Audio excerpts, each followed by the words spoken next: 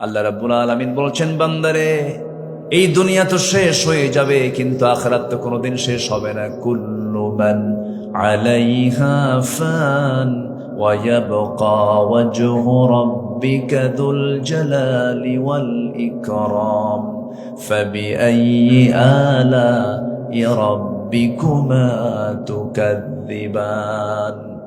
দুনিয়ার সবকিছু ফানা ফানা হয়ে যাবে, টুকরো টুকরো হয়ে যাবে, সব ডিস্ট্রয় হয়ে যাবে, কিছুই থাকবে না। আমার নবীজি যখন নামাজে দাঁড়াতেন, মাগরিবের নামাজ, ফজরের নামাজ, এশারের নামাজে যখন মাঝে মাঝে তিনি সেই ইনফিতার পড়তেন, সূরা তাকবীর যখন পড়তেন, সূরা দুহা যখন পড়তেন, অজরে ঝাড়ায় কাঁদতেন নামাজের ভিতরে। ভয়ঙ্কর এই সমস্ত সূরাগুলো। আল্লাহ রাব্বুল আলামিন বলেন, إذا الشمس كورت وإذا النجوم انكدرت إذا السماء انفطرت وإذا الكواكب انتثرت إذا زلزلت الأرض زلزالها وأخرجت الأرض أثقالها وقال الإنسان ما لها। এই যে আকাশ দেখতে পাচ্ছি, আকাশ ফেটে ফেটে যাবে, তারকাগুলো ছিটকে ছিটকে পড়বে, সূর্য সংকুচিত হয়ে যাবে, জমিন তার ভিতরের সমস্ত কিছু উদ্গীরণ করে দেবে। এই যে 7টা সমুদ্রের নাম শুনেছি, 7 সমুদ্রের নিচে আল্লাহ রাব্বুল আলামিন আগুন রেখে দিয়েছেন চুলা করে, যেন সমুদ্রের পানিগুলো যেন বরফ না হয়, জাহাজ যেন চলতে পারে। প্রত্যেকটা সমুদ্রের নিচে আল্লাহ রাব্বুল আলামিন আগুন রেখে দিয়েছেন। কিয়ামত যখন শুরু হয়ে যাবে, আগুনগুলো নিচ থেকে বের হয়ে সমুদ্রকে 2 ভাগ করে ফেলবে, সব ওলট পালট হয়ে যাবে, সবকিছু উদ্গীরণ যখন করে দেবে, মানুষ বলবে ওয়াকালাল ইনসানু মা লাহা। আহারে, এত কিছু করলাম, সব তো মাটির সঙ্গে মিশে গেল। সেই দিন কেউ কাউকে চিনবে না। হাসরের ময়দানে মানুষ উলঙ্গ হয়ে উঠবে, গায়ে কোনো পোশাক থাকবে না, খাতনাবিহীন হয়ে উঠবে সেই কিয়ামতের দিন। আম্মা জান আয়েশা বলেন, ইয়া রাসূলুল্লাহ, সেদিন কি একটু লজ্জা হবে না? একজন আরেকজনকে দেখবে না। রাসূল বলছেন, আয়েশা রে, সেই দিন একজন আরেকজনের দিকে তাকাবে কখন, এই হুঁশটাও থাকবে না। এমন ভয়ঙ্কর দিন সবার সামনে আছি। জাহান্নামের ভয়াবহতা আরো মারাত্মক। জাহান্নাম উত্তপ্ত হয়ে থাকবে, জাহান্নামীদের ভিতরে জাহান্নামীদেরকে সেই জায়গায় ঢুকানো হবে, আবার জান্নাত ওয়েলকাম জানাবে জান্নাতীদেরকে। আমার বন্ধুগণ, সেই জান্নাত পেতে চাই না জাহান্নাম পেতে চাই? জান্নাত পেতে চাই না জাহান্নাম পেতে চাই? জান্নাত যদি পেতে চাই, জান্নাতের লাইন আমাকে আপনাকে থাকতে হবে। লাইন 2টা। লাইন কয়টা? 2টা লাইন। এই 2টা লাইনের যে কোনো একটা লাইন আমাকে আপনাকে বেছে নিতে হবে। ভয়ঙ্কর সেই জাহান্নাম, জাহান্নামের বর্ণনা আমরা কোরআনে কারীমের মধ্যে যা পাই, শুধু পাইছি কিন্তু দেখি তো নাই। এত ভয়ঙ্কর জাহান্নাম। বিচার শেষ যখন হয়ে যাবে, জাহান্নামীদের ঘাড়ে আর চুলের মুঠি ধরে লাঞ্ছনার সাথে জাহান্নামের দিকে নিক্ষেপ করা হবে।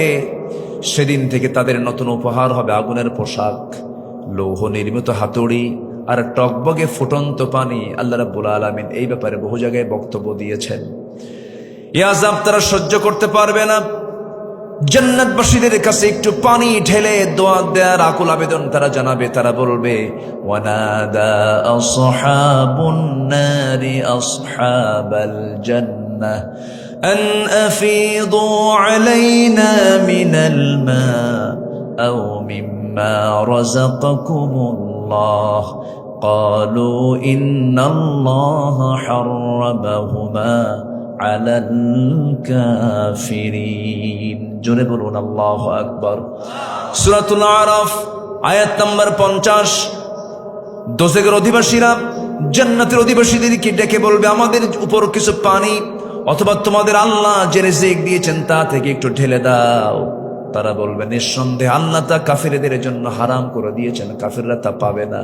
শেষ পর্যন্ত ব্যর্থ হয়ে বলবে ওই সমস্ত বান্দাগুলো, তারা বলবে, আল্লাহকে ডাক দিয়ে বলবে, আল্লাহ শাস্তি একটু কমায় দাও।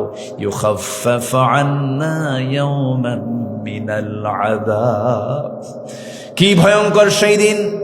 এবং তাদেরকে বর্ষনা করে বলা হবে ক্বালু আওয়ালাম তাকু তা'তিকুম রুসুলুকুম বিল বায়িনাত ক্বালু বালা قالوا فادعوا وما دعاء الكافرين إلا في ضلال তোমাদের কাছে কি তোমাদের রাসূলগণ সুস্পষ্ট নিদর্শন বলে নিয়ে আসেন নাই? জাহান্নামীগণ বলবে সব এসেছিল কিন্তু আমরা তা করি নাই, আমরা তা আমল করি নাই। সব সেদিন সব ব্যর্থ হয়ে যাবে। শেষ পর্যন্ত তারা চিৎকার করে বলবে ربنا أخرجنا نعمل صالحا غير الذي كنا نعمل أولم نعمركم ما يتذكر فيه من تذكر وجاءكم النذير فذوقوا فما للظالمين من نصير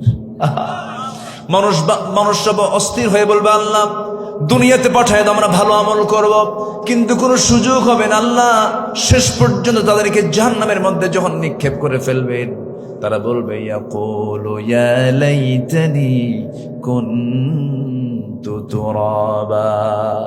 সেদিন তারা আফসোস করে বলবে আরে মাটি যদি হয়ে যেতাম, শেষ হয়ে যেতাম, কিন্তু কোনো সুযোগ নাই। জাহান্নামের মধ্যে ফেলবে, চামড়াটা জাহান্নামের আগুনে পড়ে যাবে।